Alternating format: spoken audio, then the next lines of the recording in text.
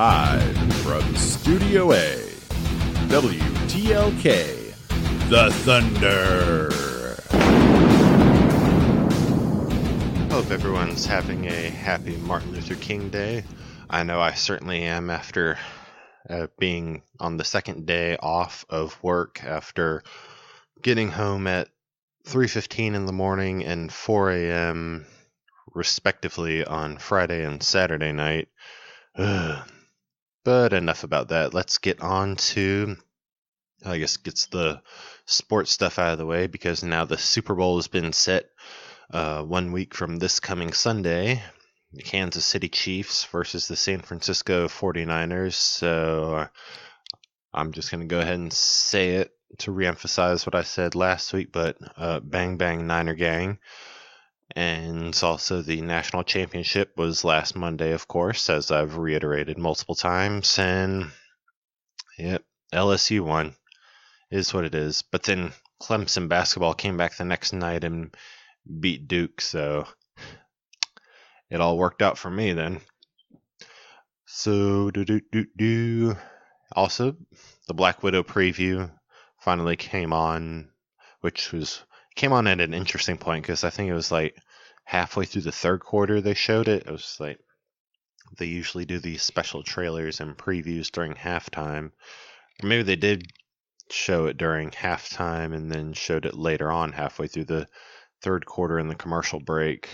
I don't know, because I was watching Raw and then going back later and waiting for the Black Widow trailer, but we know it came. That's all we know. So, with all that said, and also earlier that Monday, just to give you the story of Jared Leto's career as a comic book movie star, early that afternoon, the first trailer for Morbius showed up online, where, of course, Jared Leto plays Dr. Michael Morbius, who has a terminal blood disease that he tries to treat with all sorts of things, and then pretty much ends up becoming a vampire. Yeah, this is a Sony Marvel movie, the Sonyverse or Spider-Verse, or however you want to call it. But it's interesting because there are a couple things that have people like, is this MCU? Is this Sonyverse? Is it both? Who knows? Because we do know Tom Holland's Spider-Man is set to appear in Venom 2. And obviously he is most definitely MCU. But there were two things. First off was when Morbius passed by a graffiti of Spider-Man and the word murderer was scrawled over it, which could be a call to the end of Far From Home, where the world now thinks that Spider-Man murdered Mysterio, because they think Mysterio is still this great hero who sacrificed himself. And of course, to make it doubly interesting, you already know J. Jonah Jameson, because of course the J.K. Simmons J. Jonah Jameson showed up in both the MCU and, of course, the original Sony Spider-Man movies. And apparently the illustration or the image of Spider-Man used in that graffiti was from the video game, but it's the video game skin in which apparently you can unlock the Tobey Maguire Spider-Man suit for the PS4 Spider-Man game. I don't know, because I don't have a PS4, so I've never played this fucking game. But, so yeah. I guess we'll see eventually where this particular movie lies in which particular universe. And of course, there's the very end where Michael Keaton is there and he's asked Morbius, "What's up, Doc?" or something like that. And of course, Michael Keaton played Adrian Toomes in Spider-Man Homecoming, The Vulture. And of course, little side something or other, a cross-generational Batman-Joker meetup. Because of course, Michael Keaton played a Batman and Jared Leto played a Joker.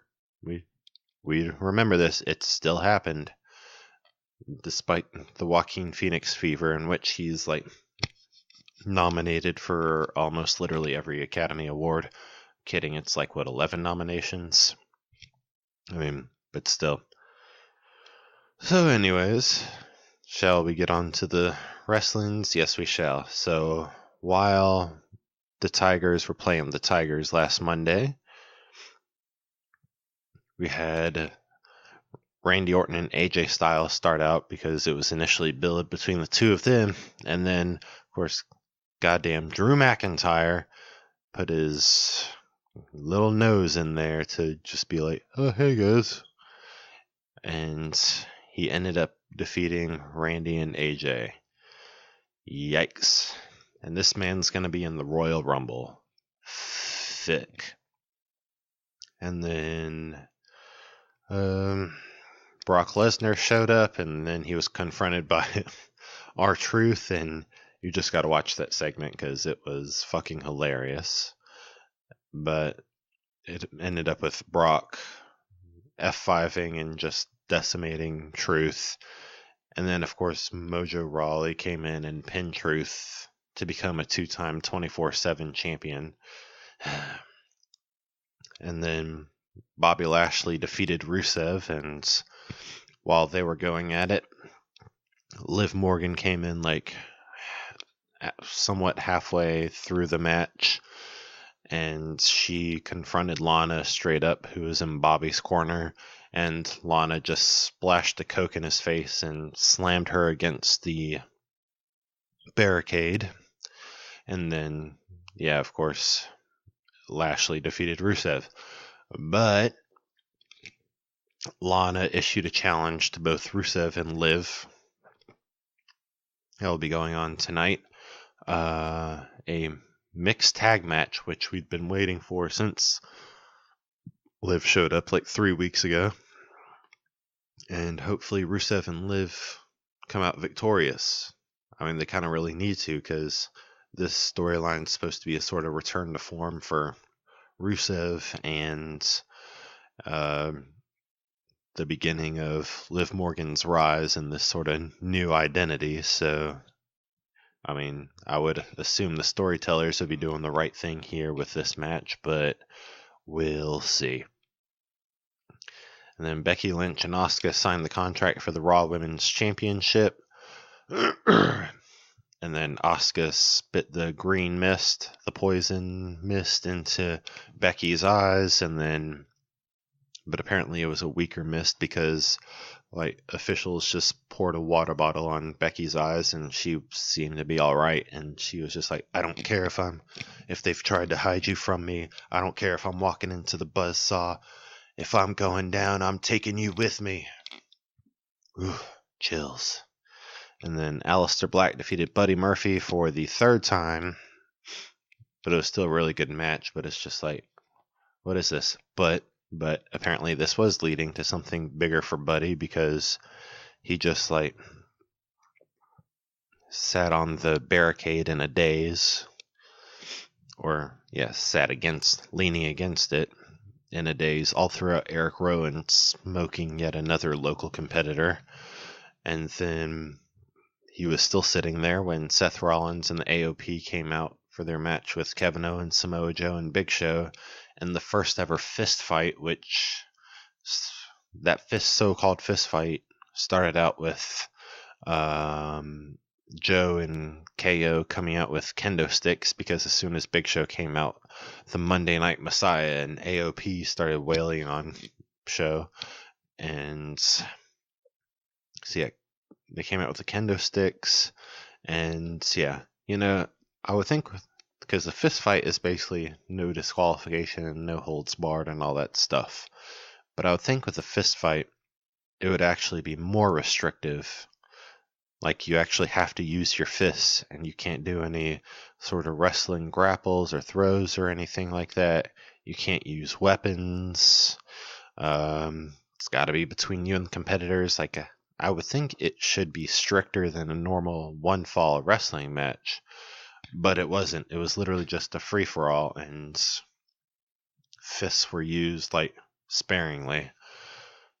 And of course, there was this one incredible sequence in which, Joe and the AOP were down there in the pit between the commentator table and the LED entrance board, and KO was actually up there on the ramp, and he basically pulled an American Ninja Warrior right on the LED wall, which when they unleashed this wall, everybody was already saying, oh, okay, somebody's got to be doing some stunts off of this wall.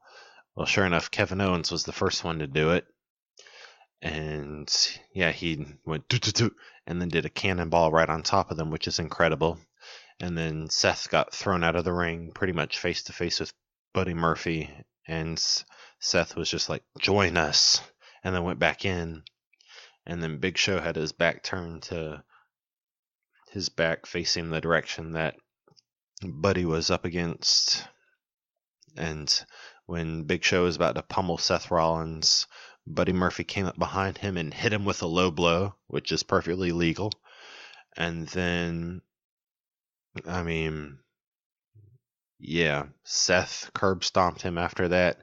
And part of the rules for this is that you don't win by pinfall or submission. You win when the ref decides that one team is no longer able to fight. So it just kind of ended like that, with Seth and AOP victorious, and with Buddy Murphy now by their side, which means Buddy Murphy's not being buried, losing to Aleister Black 3 times in a row. He's jumping into something that's going to really hit him in the stratosphere. Oh, man. Good stuff. And with NXT, the Undisputed Era attacked Keith Lee because he's got a match against Roderick Strong for the North American Championship. And of course, Lee kind of got his revenge later on in the evening because he plowed right through them and even some security staff that was trying to separate them. And then the Broserweights, Pete Dunne and Matt Riddle, defeated Mark Andrews and Flash Morgan Webster on night 2 of the Dusty Classic. Night 2 of the first round of the Dusty Classic. And then Tommaso Ciampa came out and he was calling out Adam Cole per usual because Tommaso wants his Goldie back. Goldie being the NXT Championship. And Tommaso got swarmed by the whole rest of the Undisputed Era, and then surprisingly, out of nowhere, who else came to his aid but his former DIY partner and actual IRL best friend, Johnny Gargano. And they managed to fight off the Undisputed Era. And so officially DIY is back together, because right after that, Trent Seven tweeted at Tyler Bate, both of whom make up the team Mustache Mountain, and pretty much challenged DIY to a match at Worlds Collide this coming Saturday, the night before the Royal Rumble, where NXT and NXT UK fight each other. You know, like that whole thing with Undisputed Era ambushing Imperium at the end of TakeOver. And then, in a bit of a surprise, the final match in the first round of the Dusty Classic, the grizzled young veterans defeated Kushida and Alex Shelley, which was a surprise because Kushida and Alex Shelley were junior heavyweight tag team champions and junior heavyweight tag team champions in New Japan and pretty much also elsewhere around the world, and were very famous and very well known. And then the grizzled young veterans defeated him here in the middle of an NXT ring. And then, of course, the grizzled young veterans called out the NXT universe for just being hipsters and pretending to know who Alex Shelley is. Which, in all clarification, I did know who Alex Shelley was because I've seen him on Ring of Honor. I just didn't know he was in a famous championship-winning tag team with Kushida in New Japan. And then Isaiah Swerve Scott defeated Leo Rush and Tyler Breeze in a triple threat to earn a spot in the NXT Cruiserweight Championship match at Worlds Collide. And it's going to be a fatal four-way for the Cruiserweight Championship. So it's going to be Angel Garza, Isaiah Swerve Scott, and then 2 qualifying matches will take place this Thursday on NXT UK between Jordan Devlin and Ligero and the Brian Kendrick versus oh my god, it was on the tip of my tongue. We'll get back to that. I'll let you know later. Next week. Haha. This was all a ruse just to provide suspense for next week's WTLK. Blah. And then our main event was a battle royal for the NXT Women's Championship opportunity at NXT TakeOver Portland. And it featured the likes of Bianca Belair, Io Shirai, Candice LeRae, Vanessa Bourne, Xia Li, Deonna Purrazzo, and Mia Yim. And of course, a couple surprise appearances was Shayna Baszler, who we thought was pretty much done with NXT now and was just laying low until the Women's Royal Rumble this Sunday on the WWE Network. But I guess they're letting her do something in there, and I was just like, is she actually going to win? Like, what's going on here? But oh yeah, and also a couple newer faces. Mercedes Martinez, who is just signed by the company like last week or the week before. She participated in the Mae Young Classic. I don't think it was 2018, maybe 2017. And also Shotzi Blackheart, who is a recent signee who signed with NXT about a month ago, who is a staple in the Evolve promotion, along with Austin Theory, who's gaining traction in NXT. And Shotzi really made a name for herself because she was hidden throughout most of the match, and then she ended up coming out of nowhere and actually eliminating Shayna Baszler. Holy fuck. And so, yeah, she got a big pop for that. And, of course, the other surprise contestant in the Battle Royal was Tegan Knox. The girl, they say the girl with the shiniest wizard, but I thought she was the shiniest wizard. I'm still trying to figure that out. But yeah, this is the first time she's been seen since TakeOver War Games, when her best friend Dakota Kai turned on her and smashed her knee up against the bar. Or the cell, whatever cage they're in, whatever you call the cage they're in War Games. And of course, sadly, Dakota Kai popped up yet again, because when Tegan was on the top rope about to do a assault of some sort, Dakota Kai came out of nowhere and pushed her off said top rope, thus by eliminating her, despite Dakota not being a contestant in said battle royal. So, yeah. And the backstage interview afterwards, Tegan was pretty much frothing at the mouth out for Dakota's blood, so I sense a really awesome grudge match we're going to be building to take over Portland.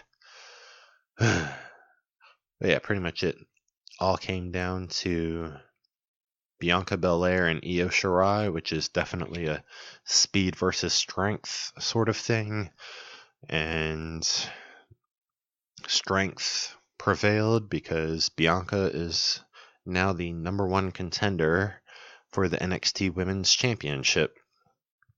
Toni Storm is still taking on Rhea Ripley for the NXT Women's Championship this Saturday at Worlds Collide, but Rhea most likely is going to retain, so it should theoretically be Rhea Ripley versus Bianca Belair for the NXT Women's Championship at TakeOver Portland.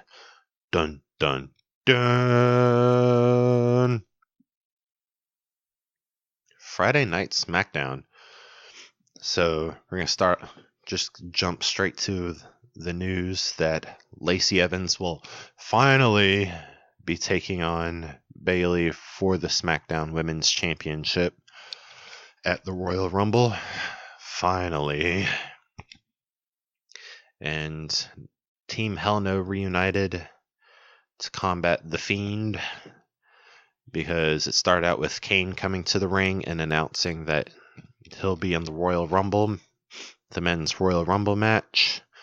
And then, of course, Bray Wyatt went to speak to him on the Firefly Funhouse segment, and then The Fiend came out of nowhere, and then Kane was like, "Took you long enough," or something like that. And then Daniel Bryan came out of nowhere and hit The Fiend with a running knee, and The Fiend tried to retreat down into the little hole that he opened up in the ring, which is, quote unquote, a portal to hell. And so, yeah, Team Hell No is pretty much victorious in their little rows of The Fiend. And then in a backstage interview, Daniel Bryan proposed a strap match for his Universal title match against The Fiend at the Royal Rumble, which means they're pretty much going to be always in proximity due to a strap, and The Fiend can't run because wherever he goes, Daniel will go as well. So that's interesting. Also interesting is this this reunion of The Miz and John Morrison that has come back, because, of course, last week The Miz defeated Kofi Kingston, and John Morrison, in his first official match back in the WWE, his first victory in 8 years, defeated Big E. And so, yeah, looks like The Miz and John Morrison are back. And I don't know if they'll do it now, or they'll do it at the Rumble and announce it this Friday, or if they're going to save it for the next big event, because there's nothing in February as far as I know, because Elimination Chamber is on March 8th. So I don't know, or who knows. We'll see where it goes. And then the Usos defeated the Revival, which was like their last rivalry before the Usos took the extended break. So the Usos are getting back on track. And Elias was playing for the audience, and Sami Zayn, Cesaro, and Shinsuke Nakamura came out to interrupt him, because getting interrupted by people is what Elias does. But now that he's babyface, he takes it a lot better. But who doesn't take it a lot better is Braun Strowman, because Braun's been defeating Shinsuke and Sami and Cesaro for weeks and weeks and weeks, and hasn't gotten his Intercontinental title opportunity. And so Braun came out and most definitely challenged Shinsuke for said Intercontinental title. But of course, Sami Zayn said they do not accept, and he declared Nakamura for the Royal Rumble match. And then the Monster Among Men and Elias sort of teamed up to pretty much defeat Nakamura, Cesaro, and Zayn. And we'll see where the story goes from here. And then Sonya Deville had a match against Alexa Bliss, which, I mean, outside of this whole romance story, I don't know what the whole fixation is with having Bliss and Cross face off against Fire and Desire literally every week, if neither one of them are going to try to take on the Kabuki Warriors. But it is, however, fueling up this will they, won't they storyline, because Mandy was suggesting inviting Otis out on to the ring to come support Sonya in her match with her. And Otis came along later on the line, and then while Sonya and Alexa were in their little match, Mandy got onto the apron in an attempt to help Sonya, and then Nikki Cross ended up knocking Mandy off the apron, and Mandy fell right into Otis's arms, and Otis was just like losing his shit, and Mandy was just laughing, and then the chaos distracted Sonya, which gave Alexa enough time to sneak up behind Sonya and hit her with the most devastating move in all of professional wrestling, the roll-up pin. And Sonya was pissed. Mandy didn't know what to say, and Otis was very, very devastated. So, where is this going to go? And our main event was a tables match between Roman Reigns and Robert Roode as a little payback match for last week when Roode came out and paid back Roman for what he did to him. So Roman's going to pay him back, and the winner gets to pick the stipulation for Roman versus Corbin at the Royal Rumble. And of course, Roman put Robert Roode through the table, and then Reigns said, baseball stadium's pretty big, so I'm gonna whoop your ass all over the place, Corbin, in a Falls Count Anywhere match. So yeah, Roman Reigns versus King Corbin, Falls Count Anywhere. Please let this be the end of that story. And then let's have Roman versus The Fiend for like 3 months. And also, side note, there is also Shorty G versus Sheamus grudge match also will take place at the Rumble. Wow. And also there's been a whole lot of other competitors announced, but that's kind of a bit much. And also, it's just a lot more fun to be surprised. So anyway, this has been WTLK The Thunder. Drink, fight, and make your ancestors proud.